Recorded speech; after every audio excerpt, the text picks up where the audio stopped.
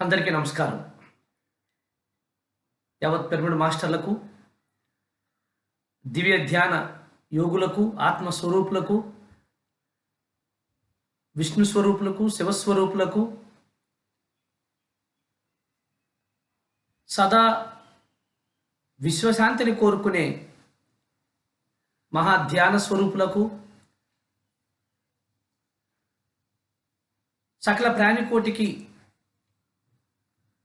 సేవయే పరమావధిగా జీవిస్తున్నటువంటి సేవా తత్పరులకు, పిరమిడ్ టీవీ ప్రేక్షకులకు, పిరమిడ్ స్పిరిచువల్ సొసైటీస్ ఆత్మీయ కుటుంబ సభ్యులకు మరొకసారి నమస్కారాలు తెలియజేసుకుంటూ, ఈ లాక్డౌన్లో మనం ప్రతిరోజు చక్కటి సాంగత్యంతో ఎన్నో అద్భుతమైనటువంటి విశేషాలను ఒక వేదిక మీదకు తీసుకొచ్చి వాటిని అద్భుతంగా, రుచికరంగా, మహదానందంగా వండి వారుస్తున్నటువంటి పిరమిడ్ టీవీ సిబ్బందికి మరొకసారి హృదయపూర్వకంగా నమస్కారాలు. ఏం చేతనంటే, నిన్ననే మనం ఆ యొక్క మహారచయిత్రి అన్టోల్డ్ ఫ్యాక్ట్స్ ఆఫ్ సీత, మనకు తెలియనటువంటి సీత జీవనాన్ని ఈ ప్రపంచానికి సరిగ్గా మనకి ఈ సమయంలో అందించిన ఆ యొక్క మహారచయిత్రితో పత్రిజీ, మరి మన పిరమిడ్ మాస్టర్స్ అందరూ జరిపినటువంటి సంభాషణలు, అలాగే విశ్వవ్యాప్తంగా పిరమిడ్ స్పిరిచువల్ సొసైటీ నిర్వహిస్తున్నటువంటి కార్యక్రమాలను, మరెంతో మాస్టర్ల సందేశాలను, కరోనా సందేశాలను, ధ్యాన సందేశాలను, ఆత్మజ్ఞాన వీచికలను మనకి అందిస్తూ మనకు ఒక గొప్ప ఆ యొక్క ఆత్మజ్ఞాన చైతన్యపూర్వక జ్ఞాన ప్రకాశాన్ని మనకు మనం పొందడానికి అహర్నిశలు ప్రతి క్షణం సత్య దర్శనంతో మనం జీవించడానికి కావలసినటువంటి సహాయ సహకారాన్ని ఈ తరుణంలో అందిస్తున్నటువంటి యావత్ పిరమిడ్ మాస్టర్స్కు, పత్రిజీ ఆ యొక్క ఆలోచనకి, ఆ యొక్క సృష్టికి సహస్ర ధ్యానాభినందనలు. ఫ్రెండ్స్, పాండవులు ఆ యొక్క సుమారు 11 సంవత్సరాలు ఆ యొక్క పంచశీల యాత్ర చేసుకొని వారు పొందిన అనుభవాలతో నాది అన్న గాఢతను తగ్గించుకొని 1 సంవత్సరం పాటు ఆ యాత్రకి బ్రేక్ ఇచ్చారు. అలా పాండుకోలిలో ఉన్నారు. అక్కడ ఉన్నటువంటి దివ్య శక్తివంతమైనటువంటి, సుసంపన్నమైనటువంటి ఎన్నో ప్రదేశాలని నిన్న మనం తెలుసుకున్నాము. అటువంటి గొప్ప ప్రదేశాలకు పూర్తి స్ఫూర్తిదాయకమైనటువంటి మహాయోగులు, డోల ఆశ్రమం వ్యవస్థాపకులు ఆ యొక్క బాబాజీ వారికి, అలాగే కళ్యాణ్కా బాబాజీ, వారి పేరు కళ్యాణ్కా బాబాజీ వారికి, అలాగే మనం కుమాం ప్రాంతంలో వెళ్ళడానికి మరి ఆ రైల్వే స్టేషన్లో కాలు పెడతాము. దాని పేరు కాత్గోదాంకు జస్ట్ కూతవేటు దూరంలోనే ఒక గొప్ప హనుమగిరి నాగాబాబా ఆ యొక్క రైల్వే స్టేషన్కి అతి సమీపంలోనే ఉండేవారు. గొప్ప జ్ఞానయోగి, గొప్ప మహాత్ములు. అక్కడ నుంచి సుమారు 40 కిలోమీటర్ల పరిధిలోనే హైడాఖాన్ బాబాజీ ఆశ్రమం, ఆ యొక్క ఆశ్రమంలో ఎంతోమంది నిరంతరము ఒక శంభాలాల హిమాలయ యోగుల రాకతో, విదేశీయుల కోలాహలంతో ఆత్మజ్ఞాన ప్రపంచం ఎలా ఉంటుందో నిత్యము అలా అలరారుతున్నటువంటి ఆ యొక్క దివ్యమైనటువంటి ప్రదేశంతో, అలాగే హిమాలయ శ్రాణుల్లో ఉన్నటువంటి ఎంతోమంది యోగీశ్వరులు, ముఖ్యంగా శ్రీ స్వామి రామావారు ఆ యొక్క భీమ్తాల్ నదీ పరివాహక ప్రాంతంలో ఉన్నటువంటి ఒక గొప్ప విశేషమైన హిమాలయ ఆయుర్వేద ఆశ్రమం, వారిని సందర్శించుకుంటూ అక్కడ గంధర్వులు మహారాజులు ఎంతోమంది తిరుగుతారు అన్నది సాక్షాత్తు గొప్ప గురువర్యులు మన తెలుగువారు మరి వారు భీమిలిలో ఉండేవారు, అలాగే వరంగల్లో ఉండేవారు. వారు ఒక్కసారి హిమాలయాలకు పర్యటించినప్పుడు ఆ ప్రాంతంలో వారు కూర్చున్నప్పుడు ఆకర్షణీయంగా ఒక చక్కటి ఆహ్లాదంగా ఉంది అని అక్కడ కూర్చున్నప్పుడు, ఆ యొక్క పుష్పభద్ర నదీ తీరంలో ఆయన కూర్చున్నప్పుడు అక్కడికి గంధర్వులు రాక, గంధర్వులతో అందరితోనూ ఆయన మాట్లాడడం, వారు ఆ తర్వాత దాన్ని అందరికీ చెప్పడం. మామూలుగా చూస్తే చాలా చిన్న నదిగా ఉంటుంది, చిన్న అడవి, కానీ అక్కడ ఎంతమంది ఈ అగోచరులు తిరుగుతుంటారో, చూడగలిసిన వాళ్ళు చూస్తూ ఉంటారో మనకు ఇలాంటి మహాత్ముల ద్వారా మనకి తెలియకనే తెలియపరుస్తుంది. శ్రీ శివరామకృష్ణ గారు, గురువు గారు, ఇలా ఎంతోమంది అనుభవాలు, మరెన్నో అద్భుతమైనటువంటి ప్రదేశాలు. ఈ యుగంలో మనందరికీ తెలిసినటువంటి షిరిడి సాయిబాబా వారు తన సమాధి అయిన తర్వాతను 3 రోజుల తర్వాతను తనిచ్చిన మాట ప్రకారమే సశరీరదారుడై తిరిగి వచ్చిన ఎవరు గుర్తుపట్టనటువంటి సందర్భంలో వారు హిమాలయాలకు రావడం, ఆ హిమాలయాలలో సాయేశ్వర్ అన్నటువంటి ఒక కేవులో, కాంచీధామ్కి అతి సమీపంలో వారు మరొక 10 సంవత్సరాల పాటు అక్కడ ఉండడం. ఆ కేవ్ ఇప్పటికీ, ఆ గుహ ఇప్పటికీ అద్భుతంగా ఉంటుంది, దివ్యమైనటువంటి వైబ్రేషన్స్. ఎంతోమంది మాస్టర్లు అక్కడ వెళ్ళి ధ్యానం చేసినప్పుడు సాయేశ్వర్తో అనుసంధానం జరగడం. ఇలా అడుగడుగున వెతకాలే కానీ, తపన ఉండాలే కానీ, సాధన చెయ్యాలే కానీ, అడుగడుగున దివ్యత్వంతో మరి విరాజిల్లుతున్నటువంటి ఎన్నో ప్రదేశాలు. అలాగే అల్మోరా యోగుల కిల్లా, అది ఉత్తరాఖండ్ జిల్లా కాదు, ఊరికే అనుకుంటాం ఉత్తరాఖండ్లో ఒక జిల్లా అని, కానీ యోగులకు కిల్లా అది. స్వామి వివేకానంద వారి దివ్యమైనటువంటి మహత్తరమైనటువంటి ఆ అనుభవాన్ని, ధ్యాన అనుభవాన్ని రుచి చూసినటువంటి ప్రదేశం. ఒకసారి కాదు, 2 సార్లు 3 సార్లు తాను అక్కడ చెప్పారు. ఆయన సహచరులు, ముఖ్యంగా ఆయన సొంత తమ్ముడికి, నేను ఇక్కడ నాతో నేను లయమైనట్లు, ఇప్పుడు నేను పొందిన ఈ ఆనందం ఎప్పుడు ఎక్కడా నాకు కలగలేదు అని. వారి అనుభవాలన్నీ ఎంతోమంది మహాత్ముల ద్వారా పుస్తకాల రూపంలో మనకు అందించబడ్డాయి. ఒక మహేంద్రగిరి ద్వారా, ఒక మహేంద్ర చిత్తం ద్వారా, ఒక రామదాస్ ద్వారా. రామదాస్ గారు నీమ్ కలోరి వారి సకల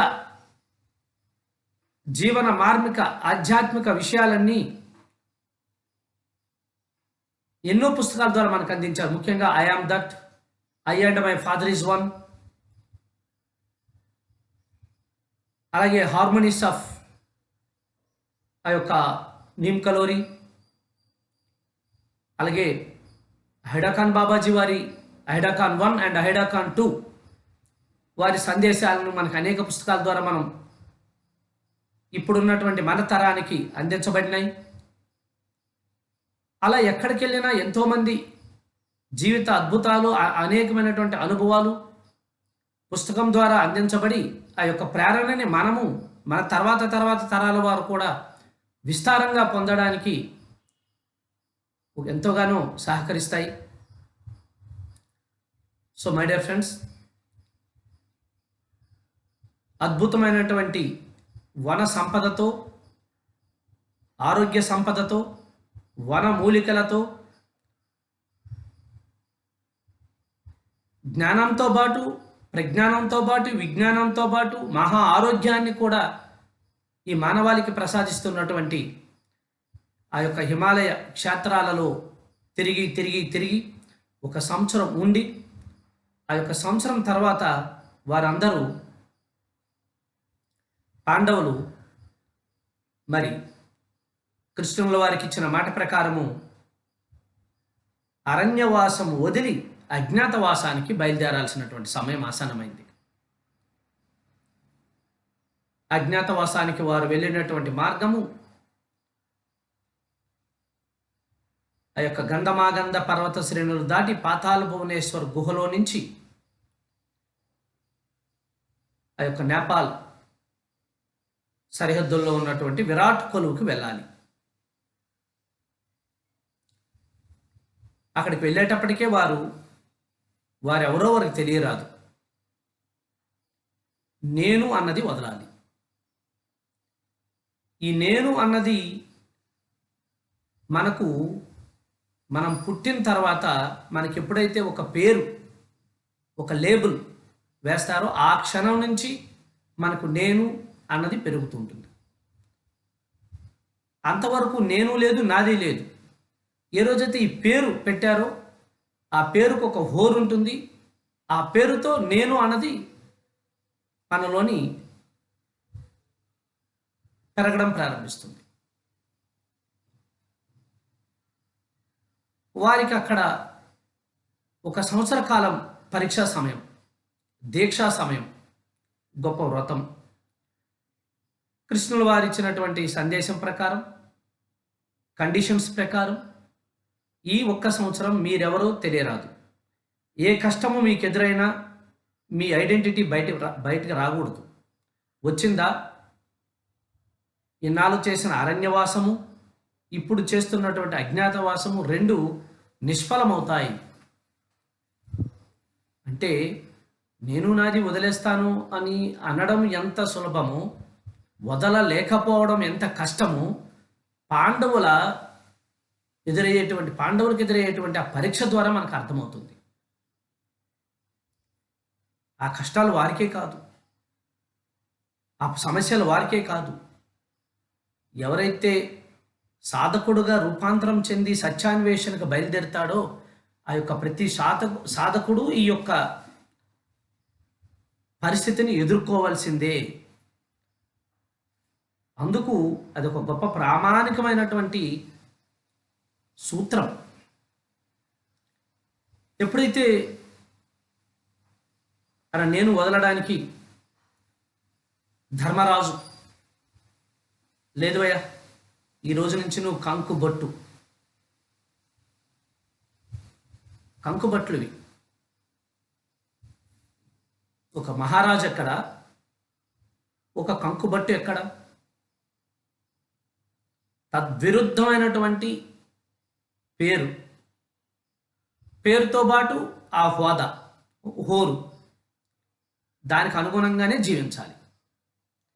నిత్యము ధర్మంతో, యుక్తితో, ధర్మసూత్రాలతో జీవించిన మనిషి ఒక సాధారణమైన వ్యక్తిలా, ఒక కంకు భట్టులా, ఒక భటుడులా జీవించాలి.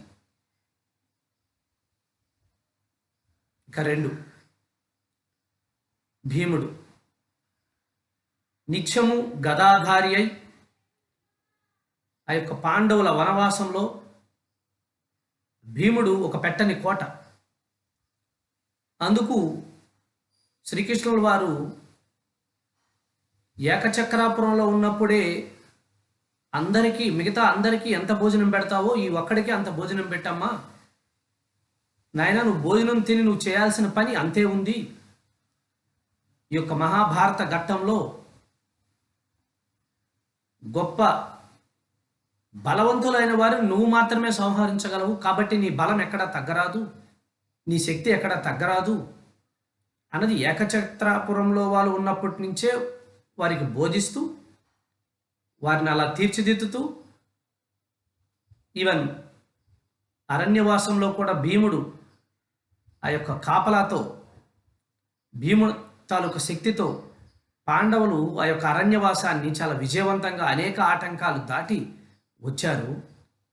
ఇప్పుడేమో అజ్ఞాతవాసంకి వెళ్ళేటప్పటికీ నువ్వు భీముడు కాదు, ఒక వంటవాడివి, నీ చేతిలో గద అక్కర్లేదు, గరిటె ఉండాలి, నువ్వు వండు, ఆ యొక్క కొలువులో తిను, మిగతా వాళ్ళందరికీ పెట్టు, నీ శౌర్య బలాక్రమలు ఎక్కడా బయటపడరాదు, నీ ఆవేశ కావేశాలు ఎక్కడా బయటపడరాదు అని చాలా గట్టిగా హెచ్చరించారు. ఇక మూడోవాడు అర్జునుడు. నువ్వు గొప్ప విద్యలలో ఆరితేరి ఉన్నావు, నీ విజ్ఞానము, విద్య, బుద్ధి, ఆ యొక్క గాంధీవ ధారణ, గాంధీవాన్ని సంధించడంలో ఉన్నటువంటి ఆ విద్య నీ దగ్గర ఉన్నంతగా ఈ ప్రపంచంలో ఎవరి దగ్గర లేదు. కానీ ఈ సమయంలో నువ్వు ఒక బృహన్నలలా ఉండాలి. ఏం చేయాలి? అక్కడ ఉన్నటువంటి రాజు ఆసనం, రాజు ఆ యొక్క మందిరంలో రాజకుమార్తెకో లేదు వారికి ఎవరికో నృత్యం నేర్పించు, ఒక కళాకారుడిగా ఉండు, నీ అసమాన ప్రతిభ అంతా పక్కన పెట్టాలి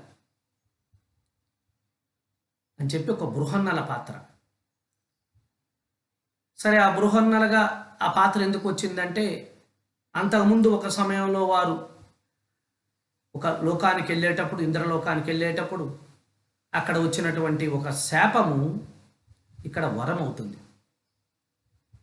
మై డియర్ ఫ్రెండ్స్, ఆధ్యాత్మికత అంటే గుర్తుంచుకోవాలి, సాధనా మార్గంలో మన పూర్వ జీవితంలో మనకు ఎదురైనటువంటి అనేక శాపాలన్నీ సరైన సాధనలో, సరైన మార్గంలో మనం సాధన చేస్తుంటే అవి వరాలుగా రూపాంతరం చెందుతాయి.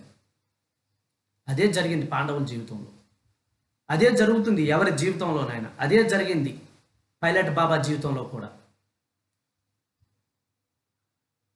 కొన్ని శాపాలు ఉంటాయి మనం చేస్తున్నటువంటి పనులకి, మనం కోరినా కోరకపోయినా మన జీవితంలో అవి మనకి ఎదురవుతాయి. ఆ యొక్క శాపాలన్నీ మన జీవితానికి ఉపయోగపడాలి అంటే నువ్వు సాధకుడు కావాలి, యోగివి కావాలి. అలా అయినప్పుడు ప్రతి శాపము నీకు వరంగా మారుతుంది. ఇక నకులు సహదేవులు ఆనాడు రాజకుమారులు, యువరాజులు. రాజ్యంలో ఎటువైపైనా వాళ్ళు హాయిగా విహరించవచ్చు, వారి గుర్రాల మీదను, వారి రథాల మీదను. ఇప్పుడు మీరు రాజకుమారులు కాదు, పశువుల కాపర్లు. నకుల సహదేవుడు, ఇక మిగిలి ఉన్నటువంటి పాంచాలి, ద్రౌపది మహారాణి. అమ్మా, నువ్వు ఈ క్షణం నుంచి మహారాణివి కాదు, ఒక సైరంధ్యవి, ఒక దాసివి. ఇట్లా నేను అన్నటువంటి ఆ పేరు ధర్మరాజు పోయి కంకుబొట్టు వచ్చింది. అర్జునుడు పోయి బృహన్నల వచ్చింది. భీముడు పోయి వంటవాడు వచ్చింది. నకులు సహదేవులు పోయి గుర్రాల కాపర్లుగా వచ్చింది. మహారాణి ద్రౌపది పోయి మరి ఆ యొక్క పాత్ర సైరంధి, ఒక దాసి. చూసారా? పోనీలే అనుకుంటే పరిస్థితులు మనల్ని అలా ఉండనివ్వవు. ఏదో ఒక రకంగా ఆటంకం కలిగించి మన ఒరిజినాలిటీని బయటికి తీసే ప్రయత్నం చేస్తూ ఉంటాయి. అలా ఆ యొక్క దీక్ష వారి సాధనలో అనేక ఆటంకాలు కలిగించింది వారికి. అయినా ఎక్కడ బయటపడలేదు. ఒక సంవత్సరం పాటు. ఫ్రెండ్స్, అందరికీ గొప్ప సంకల్పాలు ఉంటాయి. సంకల్పం నెరవేరట్లేదండి అని అందరూ అంటారు. లోక కళ్యాణమే అందరి సంకల్పం. సత్సంకల్పం, మహాసంకల్పాలు ఉంటాయి. సంకల్పాలు నెరవేరట్లేదు అంటారు.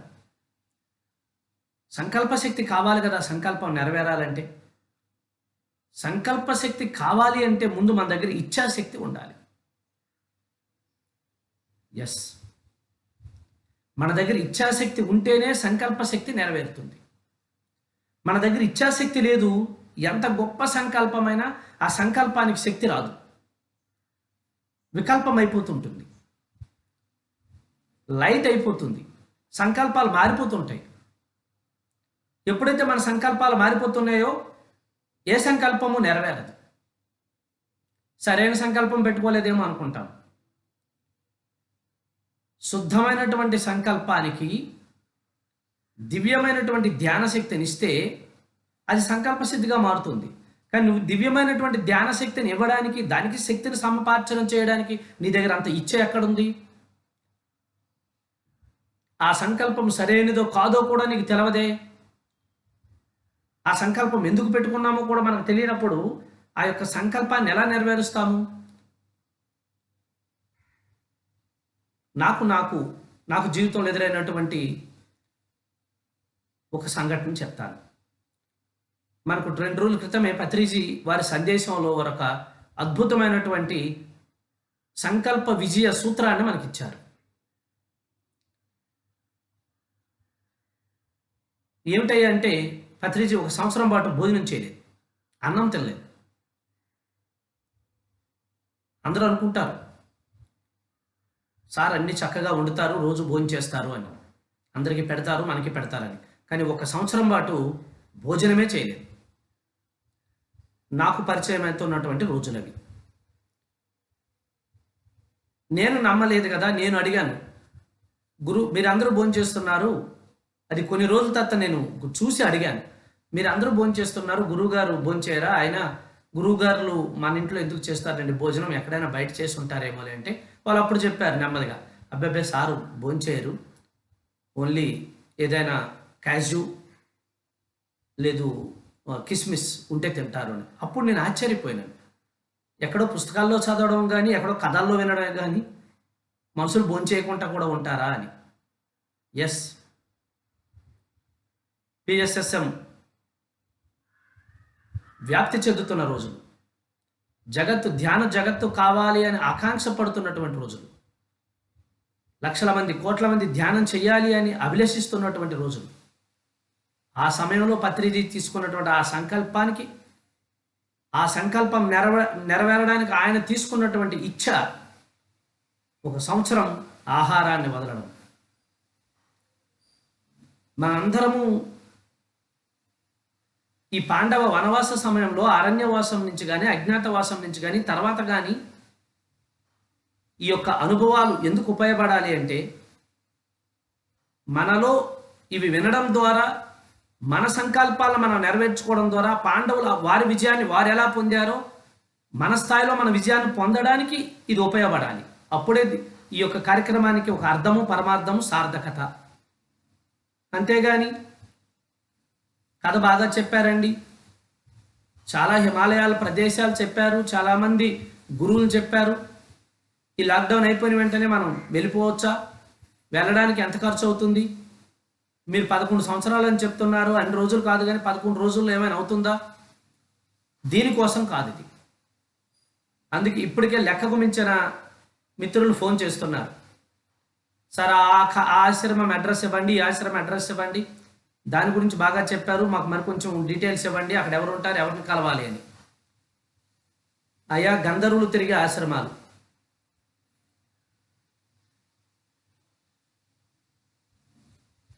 పర్యాటకానికి పనికిరావు, సాధన చేస్తే అవే మన దగ్గరికి తరలి వస్తాయి, మిమ్మల్ని దానికి అవే తీసుకువెళతాయి. కోరుకోవడం సహజమే, కోరినది నెరవేరడము సహజమే, ఇందులో అసహజం ఏమీ లేదు. మీ వాంఛలు, మీ మనోసిద్ధి తప్పక నెరవేరుతుంది, తొందర ఏమీ లేదు. అయితే అనుకున్నదే అవుతుంది, అనుకున్నట్టు మాత్రం కాదు. ఇది వాస్తవం, ఇది ప్రాథమిక ఆధ్యాత్మిక సిద్ధాంతం. పాండవులు అనుకున్నారు విజయం కావాలి అని, వస్తుంది, కానీ అనుకున్నట్టు మాత్రం కాదు. ఇదిగో అరణ్యవాసం, అజ్ఞాతవాసం, ఇన్ని కష్టాలు, ఇన్ని అనుభవాలు, ఇన్ని దాటాలి. ఎప్పుడైతే అలా పత్రిగారు తినలేదు, నేను కొన్ని రోజులు ఆలోచించాను, తర్వాత 1 సంవత్సరం పాటు వారు only bajji, just bajji coffee. ఈ మనిషి ఏంట్రా బాబు ఇలా ఉన్నాడు అనుకున్నా.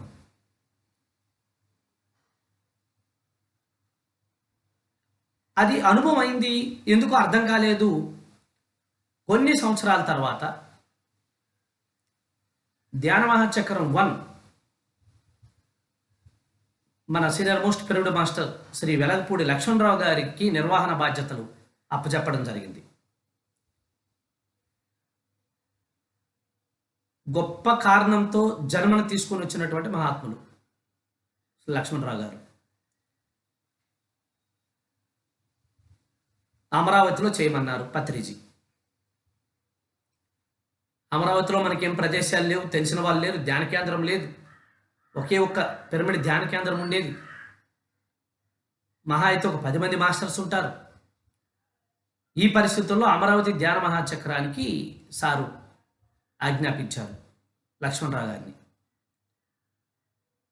లక్ష్మణరావు గారు 7-8 నెలల ముందే, సో మీకు ధ్యాన మహాచక్రాలు, ఈ కార్యక్రమాల నిర్వహణ పట్ల సరైన అవగాహన ఉంది కాబట్టి మీరు నాతోనే ఉండాలి సంవత్సరం అంతా చెప్పి పత్రి గారితో చెప్తే, పత్రిజీ చెప్పారు, నందా నువ్వు వెళ్ళి లక్ష్మణరావు గారి ఇంట్లోనే ఉండి ఆ ధ్యాన మహాచక్రం అయ్యే వరకు ఉండాలి. 8 నెలలు, సుమారు 9 నెలలు.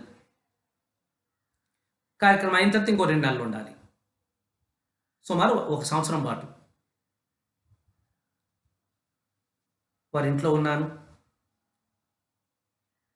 కార్యక్రమానికి శ్రీకారం చుట్టాం. ఎన్నో ఆటంకాలు, ఎన్నో పెర్మిషన్లు, ఎన్నో తిప్పలు, ఎన్నో ముప్పులు. ఆ సమయం దగ్గరికి వచ్చేస్తున్న కొలది ఒక పక్క వాతావరణంలో విపరీతమైనటువంటి మార్పులు, ఒక పక్క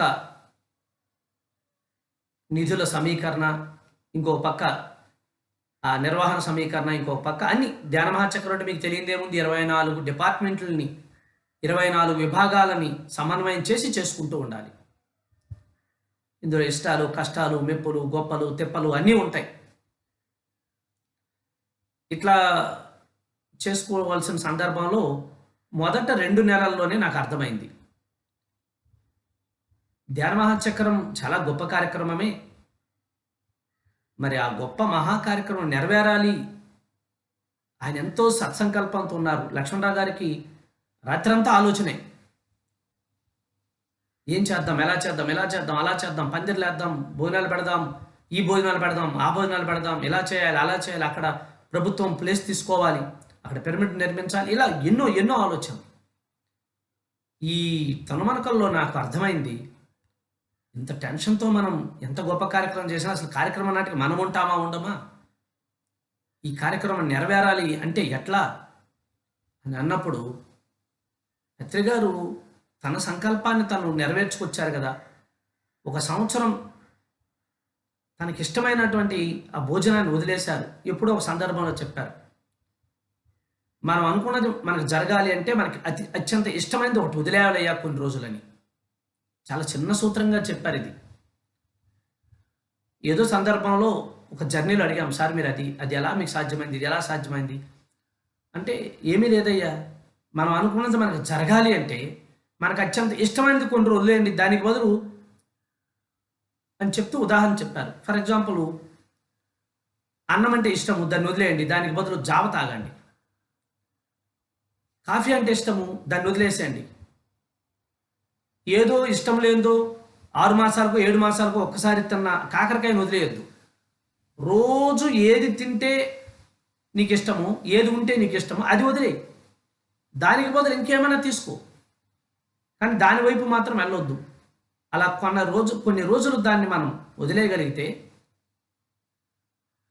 నీకు ఇచ్ఛాశక్తి పెరుగుతుంది. తద్వారా నీ సంకల్పం శుద్ధమై సంకల్ప శక్తికి నీ ఇచ్ఛాశక్తి తోడై నీ సంకల్పం సిద్ధిస్తుంది అని చెప్పారు. గొప్ప సూత్రం ఇది. మనమేమో మనకు అలవాటు లేనివన్నీ నేర్చుకోవడం మనకు అలవాటు, కానీ అలవాటు అయిపోయిన తర్వాత వదిలేయడం అంత సులభం కాదు కదా.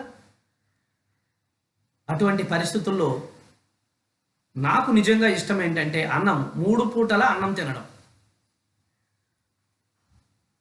ఉదయం సల్లందైన మజ్జిగతో తినడం, మధ్యాహ్నం అన్నము, రాత్రి అన్నం. అంతవరకు నేను ఈ దక్షిణాది ప్రాంతాల్లో తిరిగేటప్పుడు, నా వ్యాపార వ్యవహారాల్లో తిరిగేటప్పుడు కూడా ఎక్కడైనా రొట్టెలో నైట్ అవి తినాలంటే ప్రాణ సంకటం. ఈ రొట్టెలు ఏంట్రా బాబు, ఈ తిండి ఏంటి, గోల ఏంటని. చిత్రం ఏంటంటే నాలాంటోడు ఆ యొక్క హిమాలయాల్లో ఇన్ని రోజులు ఎలా తిరిగానో నాకే అర్థం కాదు.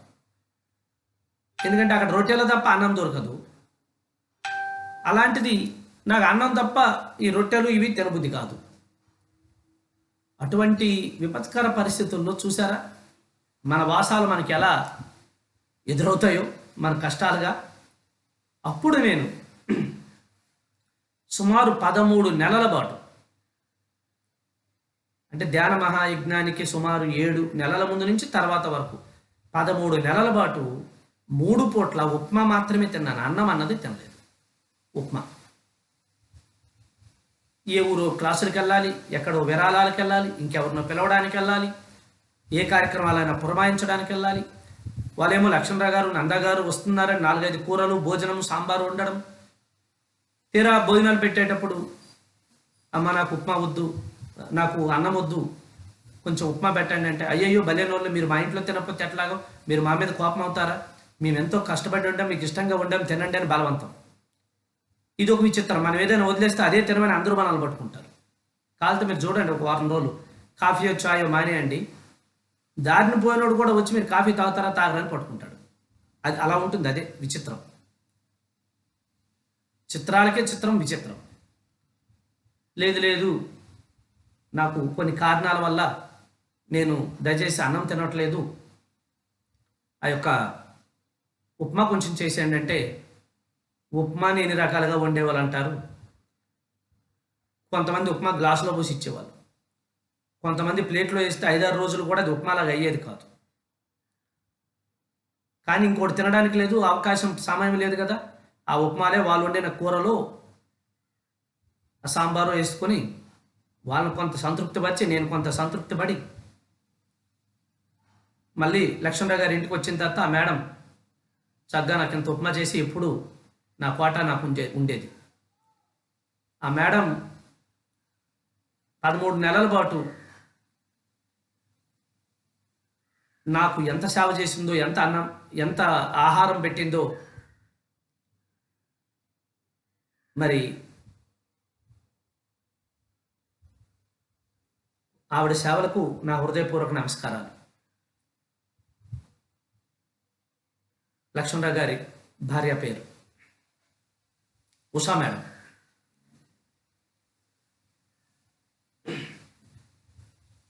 అలా ఆ ధ్యాన మహాచక్రం 4-5 రోజులు ఉందనగా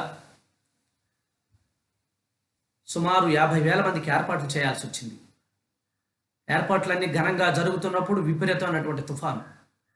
గ్రౌండ్ అంతా నెలల తరబడి కష్టపడి చేసినటువంటిది. అబ్బూరి వారి బృందం అంతా అహోరాత్రులు కష్టపడి తయారు చేసిన గ్రౌండ్ పైన 1 మీటర్ నీరుంది. అన్ని వైపుల నుంచి వచ్చేస్తున్నట్టు సమాచారం. హై స్కూల్స్, కాలేజెస్లో అన్నింటిలో విడిది ఏర్పాట్లు చేశాం. ప్రతి పౌర్ణమికి ఒక ధ్యాన మహాచక్రంలా 4,000-5,000 మందితో ఇప్పుడున్నటువంటి అమరావతి బుద్ధుడు దగ్గర కార్యక్రమాలు చేసేవాళ్ళు. ఎంతో వ్యాప్తి, ఎంతో అద్భుతం. ఈ పరిస్థితుల్లో ఇటువంటి పరిస్థితి. చిట్ట చివరి పౌర్ణమి రోజు అక్కడ ధ్యానం చేస్తున్నప్పుడు ఏడుపు ఒక్కటే తక్కువ. ఎందుకంటే అన్నీ చేశాం, అన్నీ జరుగుతున్నాయి, వర్షం పడింది, ఏం చేయాలో తెలియదు. ఆ సమయంలో మార్చడానికి లేదు. లక్ష్మణరావు గారు లక్షలాది రూపాయలు ఖర్చు పెట్టి పందిరి లేపించేశారు, సొంతగా ఆయన తయారు చేయించి. ఆహార పదార్థాలన్నీ వచ్చేస్తున్నాయి. యజ్ఞము మహాయజ్ఞ చక్రం పోస్ట్ పోన్ చేయడానికి లేదు. అటువంటి పరిస్థితుల్లో అక్కడ ధ్యానం చేసినప్పుడు అమరేశ్వరుడు, అక్కడ ఉన్నటువంటి అమరేశ్వరుడు వచ్చి ఈ యజ్ఞానికి నేను కర్తగా ముందుండి నిర్వహిస్తాను. పార్వతీదేవి వచ్చి మొత్తం యజ్ఞానికి రావాల్సినటువంటి వసతులు అన్నీ, వంట ఏర్పాట్లన్నీ నేను చూస్తాను. గణపతి వచ్చి మొత్తం అందరినీ తీసుకొచ్చే ఆ వాహన ఏర్పాట్లు విభాగం అంతా నేను చూస్తాను. బుద్ధుడొచ్చి ఇక్కడ జ్ఞానం అంతా నా బాధ్యత. ఇక్కడ కాలచక్రం జరిగింది, ఇప్పుడు ధ్యాన చక్రం జరగబోతుంది. కాలచక్రం నాకు దుఃఖాన్ని మిగిల్చింది, ఈ ధ్యాన చక్రం నాకు ఆనందాన్ని మిగిల్చబోతుంది. ఎందుకంటే ఈ ధ్యాన మహాచక్రం పేరుతో అసంపూర్తిగా, అతి కష్టంగా, అతి దుఃఖంగా, అతి వికృతంగా ఉన్నటువంటి నా విగ్రహాన్ని చాలా సుకృతంగా చేశారు. అది ఈనాడు ఆంధ్రప్రదేశ్ అంటే అమరావతి అయితే, అమరావతి అంటే ఆ ధ్యాన బుద్ధ విగ్రహం అది చాలా అసంపూర్తిగా ఉండింది. మధ్యలో వదిలేశారు డబ్బులు లేవని. కాలచక్ర సమయంలో వారు చాలా వరకు చేశారు. అప్పుడు ఉన్నటువంటి కలెక్టర్ శ్రీ పిడి, మాకు ప్రాజెక్ట్ డైరెక్టర్ డిఆర్డిఏగా ఉన్నప్పుడు పరిచయస్తులు, ఆ తర్వాత గుంటూరు జిల్లాకి కలెక్టర్గా వచ్చారు శ్రీ రామాంజనేయులు. వారి అనుమతితో, వారి సహకారంతో వారు ఒకే ఒక దానికి ఒప్పుకున్నారు. అయ్యా, బుద్ధుడి విగ్రహాన్ని మేము అసంపూర్తిగా ఉంది, దాన్ని ముందు మేము తీర్చిదిద్దుతాం, మా గురువు గారు కోరిక అది. పత్రిజీ చెప్పారు, అయ్యా ఇక్కడ ధ్యాన మహాచక్రం చేద్దాం అనుకుంటున్నాం, బుద్ధుడేమో చాలా దీనంగా ఉంది ఆ విగ్రహం, ఏమైనా చేయండి లక్ష్మణరావు గారు, ఆ యొక్క విగ్రహాన్ని ముందు సరిగా చేపించండి, నేను చూడలేకపోతున్నాను. బుద్ధుడు కళ్ళల్లో నుంచి కర్రలు ఉండిపోయినాయి, పొట్టలోని కర్రలు ఉండిపోయినాయి, అసంపూర్తిగా ఉండిపోయింది. 10 సంవత్సరాలు అయిపోయింది అప్పటికే. రామాంజనేయులను అడిగితే అందరూ పర్మిషన్లతో పాటు ఏవో నిధులు ఇవ్వండి, సహకారాలు ఇవ్వండి అంటారు, మీరేంటి తిరిగి డబ్బు ఇస్తామంటున్నారు అన్నాడు. లేదు సార్, ఆ బుద్ధుడి విగ్రహాన్ని బాగు చేస్తాం, సంతోషం, కానీ చేసేది బాగా చేయండి అని పిడి ఆంజనేయులు గారు, అప్పుడు కలెక్టర్ గారు అనుమతిచ్చి, శ్రీ వావిలాల కృష్ణమూర్తి గారు, గొప్ప బుద్ధ దమ్మపద పరిశోధకులు, అలాగే ఆ విగ్రహ రూపశిల్పి ఈడిఎస్సి కార్పొరేషన్ అప్పట్లో మల్లికార్జునరావు గారు, వీళ్ళందరి సమిష్టి కృషితో, సహకారంతో లక్ష్మణరావు గారు ముందు తన దగ్గర ఉన్న నిధులు లక్షల ఆ బుద్ధుడికి కేటాయించి బుద్ధ విగ్రహాన్ని తీర్చిద్దారు. అందుకు బుద్ధ భగవానుడే వచ్చి ఈ బుద్ధ సభని ధ్యాన సభగా మార్చే బాధ్యత నాది అన్నారు. ఆ యొక్క పరమ ఆత్మలందరూ దిగి వచ్చారు. అదే ఒక ఇచ్ఛాశక్తికి సంకల్ప శక్తి తోడైతే ఆ సంకల్ప శక్తికి సకల దేవీ దేవతలు దిగి వస్తారు, ఆ పనులన్నీ చేస్తారు అనడానికి గొప్ప ఉదాహరణ. గంధర్వులే దిగి వస్తారు, ఎవరికి ఎటువంటి సందేహం అక్కర్లేదు. శక్తి అన్న మహత్యంలోనే, శక్తి అన్నటువంటి అనుసంధానంలోనే ఈ యొక్క సూక్ష్మాతి సూక్ష్మ విషయాలన్నీ గోచరమై ఉంటాయి. 3 రోజుల ముందు వరకు కృష్ణానది మన గ్రౌండ్ పైన 1 మీటర్ ఎత్తులో ప్రవహించిన నది గ్రౌండ్ కొట్టుకుపోతుందేమో అనుకున్నాం. గ్రౌండ్ని చక్కగా చేస్తూ 1 గంటలోనే నీరు తగ్గి మనకేమో చక్కగా కార్యక్రమం చేసుకోవడానికి అనుకూల వాతావరణం ఏర్పడింది. అందరూ ఆశించినట్టే ఎంతోమంది మాస్టర్స్, ముఖ్యంగా తెరాలి మాస్టర్స్, రేపల్లె మాస్టర్స్, మరి Piduguralla masters, Narasaraopet masters, Guntur masters, Peddanandipadu masters, ముఖ్యంగా నెక్కల్లు మాస్టర్స్, అబ్బూరి బృందం ఏ సమయంలోనైనా 500 మంది ఉండేవారు. ట్రాక్టర్లతో, క్రేన్స్తో, రాత్రి పగలు లేదు, బురద ఏమి లేదు. అలాగే చక్కటి ఆర్థిక వనరులు సమకూర్చడానికి విజయవాడ జక్కరాఘరావు మాస్టర్స్ వారి బృందము, అలా అనేక మంది మాస్టర్ల సహకారం అయాచితంగా ఎవరికి వారు వచ్చి ముందుండి అద్భుతంగా నడిపించారు ఆ కార్యక్రమాన్ని. ఆ కార్యక్రమం ఇప్పటికీ నా కళ్ళ ముందు కదలాడుతూ ఉంటుంది.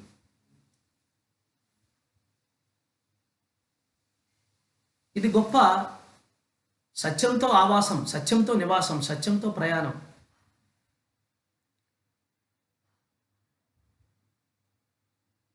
అలా ఒక సంకల్పం కావాలి, నెరవేరాలి అంటే మన దగ్గర ఎంతో ఇచ్ఛాశక్తి ఉండాలి. ఇచ్ఛాశక్తి రావాలి అంటే మరొకసారి చెప్తున్నాను మిత్రులారా, మనకిష్టమైనది కొన్ని నెలలు, సంవత్సరాలు వదిలేయాలి. ఏ పరిస్థితి వచ్చినా దాన్ని వదిలేయాలి, అప్పుడు నెరవేరుతుంది. అలా అందరికీ ఇష్టమైంది నాది నేను. ఎవరికి ఇష్టం ఉండదు వారి పేరు వారికి, ఎవరికి ఇష్టం ఉండదు నాది వారికి. పాండవులకి ఆ యొక్క పరీక్ష ద్వారా ఆ నాది నేను వదిలేయడం, అందులో కూడా కీచుకుడు వచ్చాడం రావడం.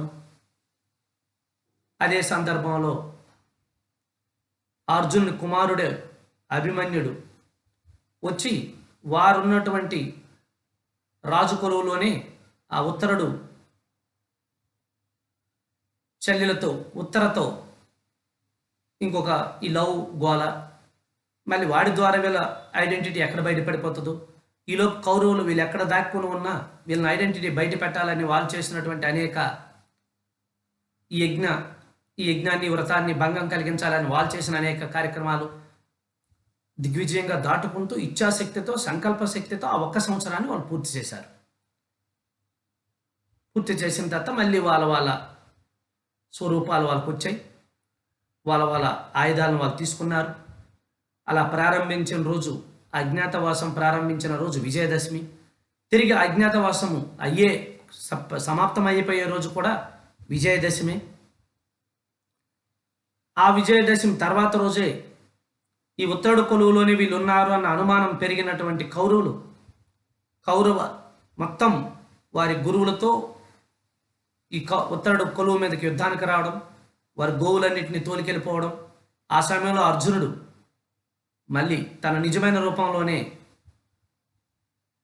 వచ్చి వాళ్ళందరినీ మరి యుద్ధంలో జయించి మూర్ఛపరిచి వాళ్ళందరి తలపాకాలు తీసుకొని ఆ ఉత్తరుడు చెల్లెల కోరిక మేరకు బహుమానంగా తీసుకెళ్ళడం. ఆ రోజే వీళ్ళంతా సగం చచ్చారులే అన్నటువంటి భావన రావడం. ఇదంతా మీకు తెలిసిన కథ. ఆ తర్వాత యుద్ధం జరిగింది.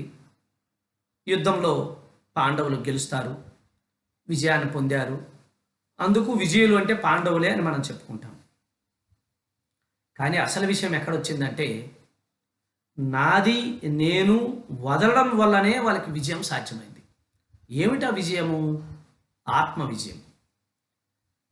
కానీ ఇక్కడ ఒక చిన్న గొప్ప విషయాన్ని అర్థం చేసుకోవాలి. ఇందరికీ జరిగింది. ధర్మరాజు అనుకున్నాడు నేను ఇప్పుడు ధర్మరాజును కాదంట, కంకుబట్టునంట. రేపు ఎవరో వచ్చి కంకుబట్టు కూడా కాదంటారు. అప్పుడు మరి నేనెవరు అన్న ఒక ప్రశ్న ఉదయించింది ఆ సంవత్సర కాలంలో. భీముడు అనుకుంటున్నాడు నా పేరు భీమసేనుడు కాదట, వంటవాడంట. ఇప్పుడు రేపెవడో వచ్చి ఈ పేరు కూడా మార్చేస్తాడు. అప్పుడు నేనెవరిని? హూ యమై? నకులు సహదేవులు వచ్చారు. మొన్నేమో రాజకుమారులు అన్నారు, ఇవాళేమో గుర్రాల కాపర్లు అంటున్నారు. రేపు ఇది పోతే నా పరిస్థితి ఏంటి? మేమెవరమి?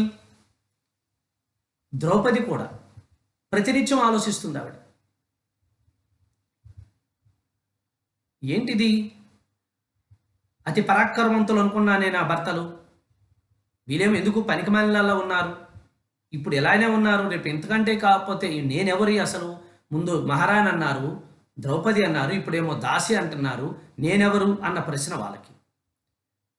ఏ పరిస్థితుల్లో అయితే ఒక మనిషికి నేను ఎవరు నేను ఎవరు నేను ఎవరు అన్నది పదే పదే పదే పదే వారిలో నుంచి ఉద్భవిస్తుందో, ఆ రోజు అసలు సిసలైనటువంటి నేను ఎవరో తెలుసుకోవడానికి మార్గము సులభతరం అవుతుంది. దాని పేరే తత్వ సాధన, అన్వేషణ. అందుకే మనందరికీ తెలిసినటువంటి భగవాన్ రమణ మహర్షి, ఆయన దగ్గరికి వెళ్ళిన ఎవరు ఎందుకు వెళ్ళినా ఆ విషయం అంతా తర్వాత చూద్దాం, కానీ ముందు నేనెవరో తెలుసుకోను ఆయన అని చెప్పేవారు. నేను మిమ్మల్ని చాలా అడగడానికి వచ్చాను స్వామి అన్నారు. వారు మౌనంలోనూ ఉన్నప్పుడు కొన్ని సందర్భాల్లో, కొన్ని ప్రత్యేకమైన సందర్భాల్లో కొంతమందితో మాట్లాడేవారు. రమణ సంభాషణలు అని ఒక పుస్తకాన్ని ఎంతో ఎంతో గ్రంథాల నుంచి, ఎంతోమంది దగ్గర నుంచి నేను సేకరించి పత్రిజీ కోరిక మేరకు అందరికీ ఇచ్చాను తెలుగులో. వారు మౌనంలో ఉన్నప్పుడు కొంతమంది వారి దగ్గరికి వెళ్ళి మాట్లాడేవారు, కానీ ఆ అడుగుతున్న ప్రశ్నలు అడుగుతున్న వారి స్థితిని బట్టి ఈయన సమాధానాలు ఉండేవి. వాళ్ళు కొంటిగా అడిగితే కొంటిగా, వెటకారంగా అడిగితే వెటకారంగా, నిజంగానే ఆ యొక్క తపనతో అడిగితే ఆ రకంగానే ఉండేవి. రమణ మహర్షి ఒక అసామాన్యమైనటువంటి యోగి.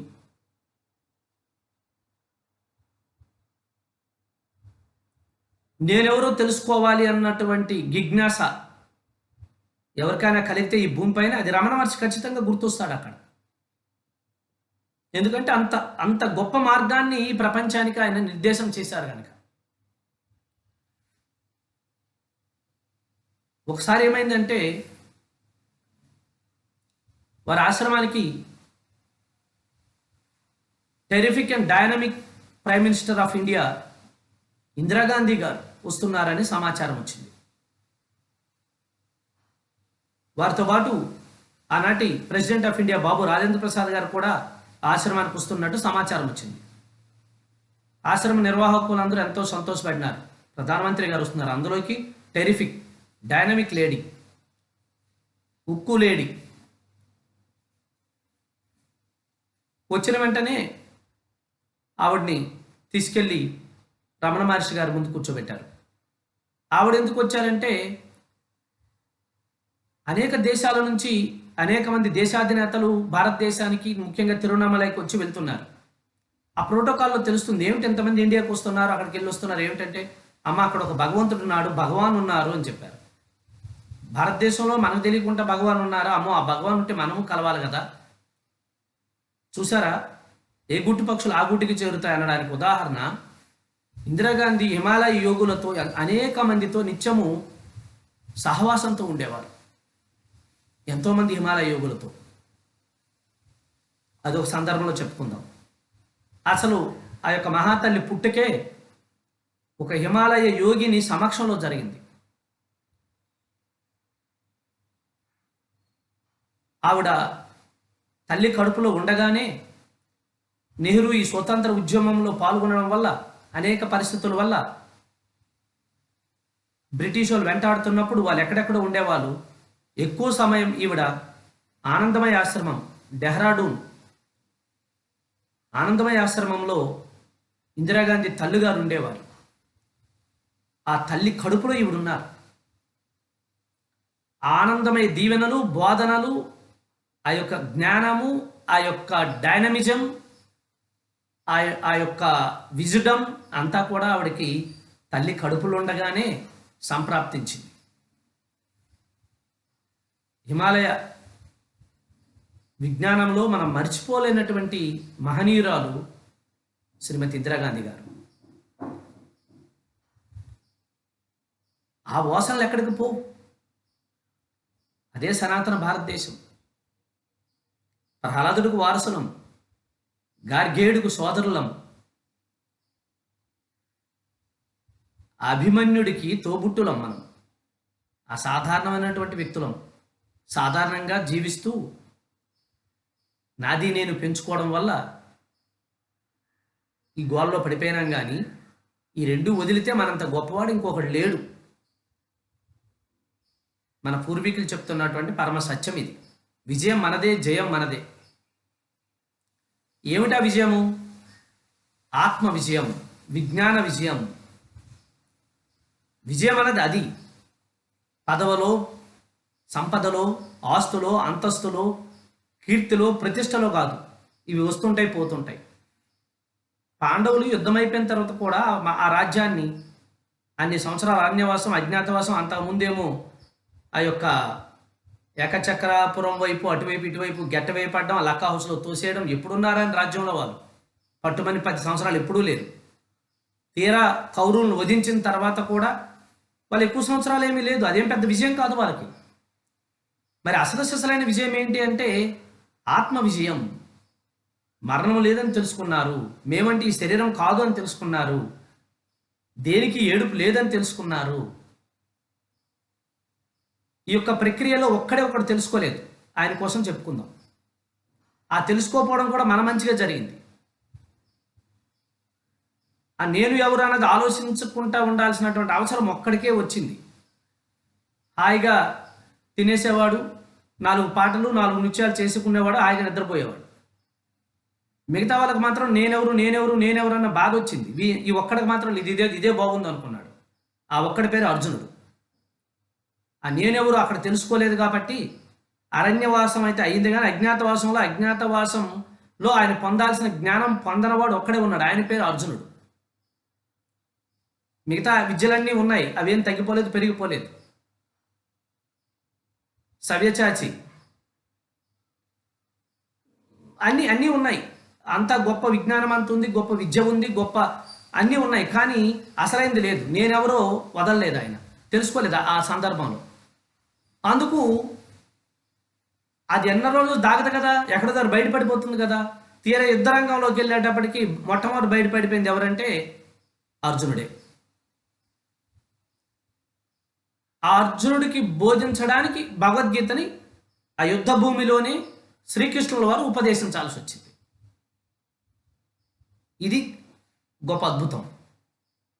ఈ నేను అన్నది నాది వదిలేస్తున్నాడు, కానీ నేను అన్నది పోలేదు. ఆ పోకపోవడం వల్ల అక్కడ దుఃఖం ఏర్పడింది, భయం ఏర్పడింది. దుఃఖానికి భయం హేతువు కదా, భయం వచ్చింది. దానికేమో అక్కర్లేనివన్నీ చెప్పినాడు. అప్పుడు చెప్పాడు, నీకేమీ తెలియదు, నువ్వు ఎందుకు మాట్లాడుతున్నావు అవన్నీ, వాళ్ళందరినీ నేను ఎప్పుడూ చంపేశాను, నువ్వు కేవలం నిమిత్త మాత్రుడివే అని చెప్పి అర్జునుల వారికి కృష్ణుల వారు ఆ నేను అన్నది వదలడానికి 700 శ్లోకాలు పెట్టాడు. అప్పుడు గుర్తొచ్చింది మహాప్రభు అన్నాడు, స్మృతి లబ్ధ, నాకు గుర్తొచ్చింది. చూసారా, నేను అన్న చిన్న పొర ఉండిపోవడం వల్ల ఒక రకంగా మళ్ళీ ఈ జాతికి, ఈ మానవ జాతికి భగవద్గీత అన్నటువంటి ఒక మహాగ్రంథం వచ్చింది, పంచమ వేదం వచ్చింది.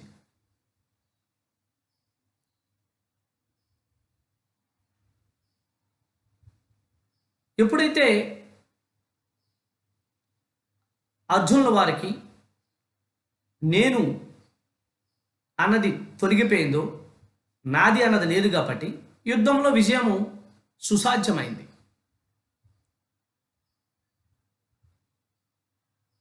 యుద్ధానికి రాకముందే అవతల వారి అన్నిటినీ వధించేయడం జరిగింది. మనం ఇప్పుడు ఒకసారి రమణ మహర్షి ఆశ్రమంకి వద్దాం. ఇందిరాగాంధీ గారిని రమణ మహర్షి గారు అక్కడ కూర్చున్నప్పుడు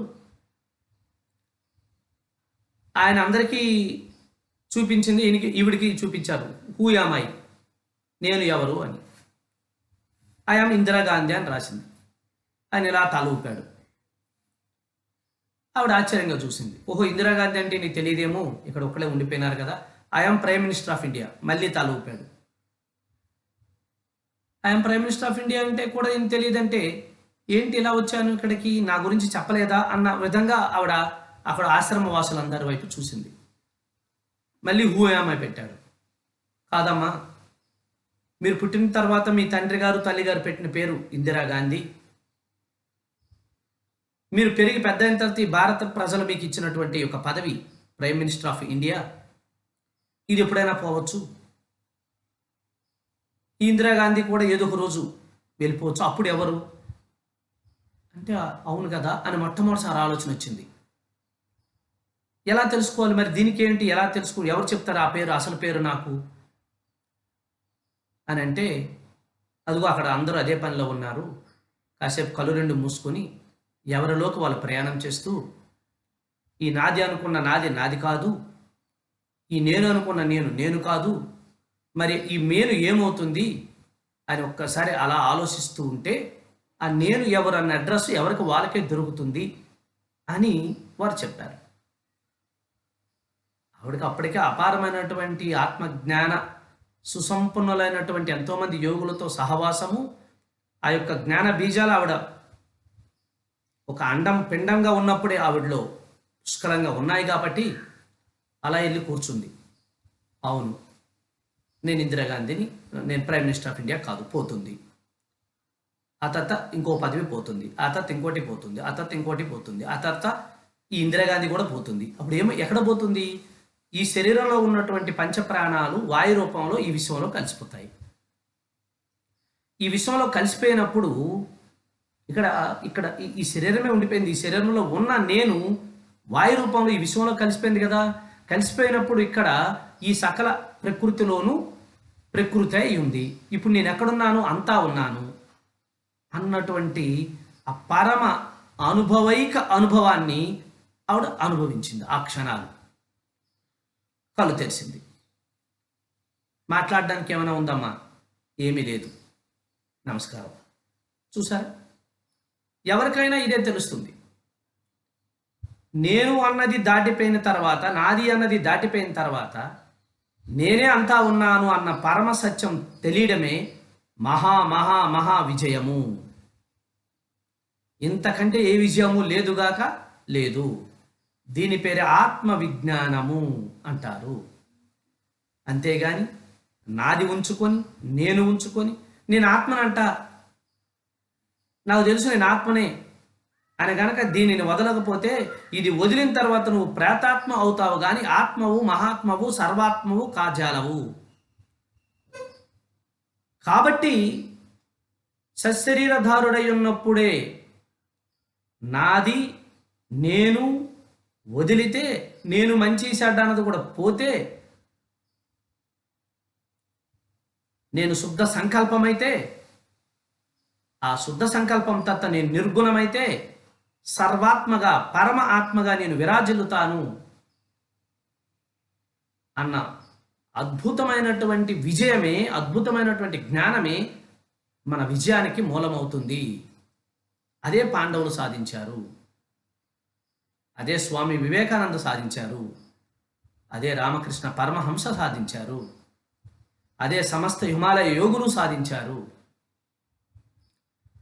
మరణాంతర జీవితాలు,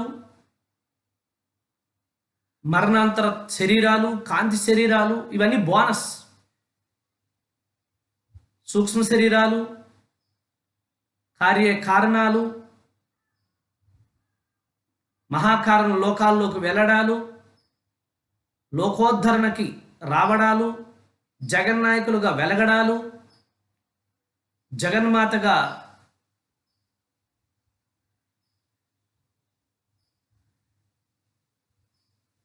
ఒక జగజ్జననిగా, జగన్మాతగా ఆ పాత్రలు పోషించడాలు అన్ని పాత్రలే, అవన్నీ బోనస్సే. ఎవరికి దొరుకుతుంది ఇది? ఎవరికి సాధ్యమవుతుంది ఇది అంటే ఒకటే మాత్రం సత్యం. అరణ్యవాసంతో, అజ్ఞాతవాసంతో, అనేక సమస్యల నుంచి మనకు మనం నేర్చుకున్నటువంటి అనుభవాలతో, నేను శరీరం కాదు, నేను మనసు కాదు, నేను బుద్ధిని కాదు, కేవలం నేను ఇవి మాత్రమే కాదు, నేను ఆత్మను, నేను సదా సకలము సర్వవ్యాప్తము అయి ఉన్నటువంటి పరమ ఆత్మను, సర్వ ఆత్మను. అందులో ఈ శరీరం ఒక భాగము, ఒక పాత్ర. ఈ పేరు ఆ పాత్రను ధరించి వేస్తుంది. ఈ పేరు ఈ పాత్రను ధరించాలి కానీ ఈ పేరు ద్వారా ఈ పాత్ర దహించబడకూడదు. ఈ పేరు ఈ పాత్రకి శోభను తీసుకురావాలి అన్నటువంటి ప్రాథమిక నియమంతో మనం జీవించడం ద్వారా ఆ యొక్క గొప్ప ఆత్మ విజయాన్ని మనం, ఆ యొక్క మరణాంతర జీవితాన్ని, ఆ యొక్క పరలోక దైవలోక సాన్నిధ్యాన్ని శాశ్వత కాలం పొందగలుగుతాం మిత్రులారా. అదే స్వర్గారోహణ. లేకపోతే నరకారోహణే. ఈ యొక్క సుదీర్ఘమైనటువంటి ప్రయాణంలో ప్రతి ఒక్కరూ, ప్రతి మనిషి, ప్రతి జీవి వారి ప్రయాణము నీచాతి నీచమైనటువంటి చండాలాతి చండాలమైనటువంటి నికృష్టుడు దగ్గర నుంచి ఉత్తమోత్తమ పరమోత్తమైనటువంటి శ్రీకృష్ణుడు వరకు చేసే ప్రయాణమే ఈ యొక్క మహాభారతం. ఈ మహాభారతంలో కౌరవులు పాత్రధారులే, పాండవులు పాత్రధారులే, సకల యోగులు పాత్రధారులే, సకల లీలలు పాత్రధారులే. వారి గుణం బట్టి, వారి ఘనము బట్టి, వారి తీరుతెన్నులు బట్టి, వారి అవగాహన బట్టి ఆ పాత్రకి ఒక పాత్ర ధారణ జరుగుతుంది. అదే ఒక జన్మ. ఆ జన్మను బట్టి కర్మ, ఆ కర్మల్లో అకర్మలు, సుకర్మలు, వికర్మలు. ఈ యొక్క లీలా వినోదమంతా ఒక్కటై నడిపిస్తున్నటువంటిదే ఆ యొక్క శ్రీకృష్ణ విశ్వరూపం. అదే భగవద్గీతలో శ్రీకృష్ణ విశ్వరూపాన్ని అర్జునుల వారికి చూపించారు. సకల సరాసర సృష్టిలో నేను కానిది ఏదీ లేదు నాయన. ఎప్పుడైతే నేను నాది లేదని జీవిస్తానో అంతా నేను ఉంటాను. ఎప్పుడైతే అంతా నాదే నేను అని జీవిస్తానో ఎక్కడా నేను ఉండను. నా ఉనికి చాలా చిన్నగా ఉంటుంది. ఏ నికృష్టుడుగానో, ఏ చండాలుడుగానో, ఏ దుష్టుడుగానో, ఏ దుర్మార్గుడుగానో, ఏ లోబిగానో, ఏ కామిగానో ఉంటూ ఈ అందరిలోనూ అంత పరివర్తన తీసుకొచ్చిన తర్వాత ఒక మోక్షగామిగా, ఒక యోగిగా నేను వెళ్తాను. అందుకు తస్మాత్ యోగి భవార్జున, నువ్వు ఇవన్నింటినీ కంటే ముందు యోగత్వం రా, అప్పుడు నీకు ఈ విషయం అర్థమవుతుంది అని ఈ యొక్క పంచశీల యాత్ర ద్వారా ఈ హిమాలయ పర్వం, అలాగే ఆ మధ్యలో బ్రేక్ 1 year, ఆ తర్వాతను ఈ యొక్క విరాట్ కొలువులో అజ్ఞాతవాసం ద్వారా హిమాలయ పర్వాన్ని, నాది నేను వదిలే ఈ యొక్క విజ్ఞానాన్ని, మహాభారత ఆధారంగా ఎంతోమంది హిమాలయ యోగుల మనం ఏ పాత్రధారుల ఏ అవగాహనతో మనకుంటే ఏ సహాయం మనకి ఎక్కడెక్కడి నుంచి అందించబడుతుందో, మన ఇచ్ఛాశక్తి, సంకల్పశక్తి ఎంత దివ్యత్వం అవుతుందో, తద్వారా మనం విజయాన్ని, ఆత్మవిజయాన్ని ఎలా పొందగలుగుతామో, అర్హత మనకు వస్తుందో, అర్హత వస్తే మనకు హక్కులు ఎలా సంప్రదిస్తాయో ఈ యొక్క హిమాలయ పర్వం నుంచి మనం గడిచిన కొన్ని రోజుల నుంచి ఈ సత్సంగం ద్వారా మీకు అందించినందుకు నేను ధన్యుడిగా భావిస్తూ, ఒక నికృష్టుడు ఒక శ్రీకృష్ణుడయ్యే విధానంలో ఏ పాత్రధారులు ఎలా ఉంటాయో ఆ యొక్క విశేషమైన విశ్లేషణ మరొక అంశంతో మరొకసారి కలుద్దాం. Thank you very much.